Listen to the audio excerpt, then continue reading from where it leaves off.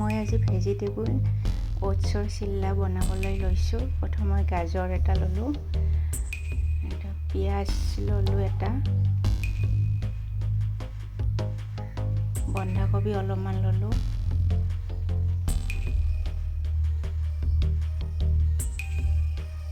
কেঁচা জলকীয়া দুটা, ধনিয়াৰ পাত অলপমান। এইখিনি এতিয়া মই চপ কৰি লওঁ।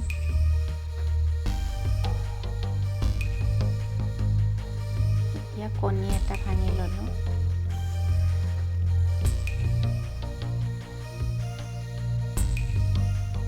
কণীটো প্ৰথমে ভালকৈ কুটি ল'লোঁ। আধা কাপ চুজি ল'লোঁ,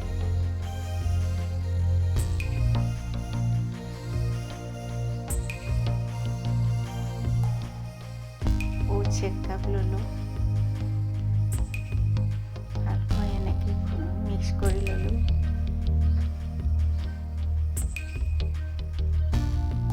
এতিয়া চব মিলোৱা ভেজিটেবল 3 চামুচ ল'লোঁ।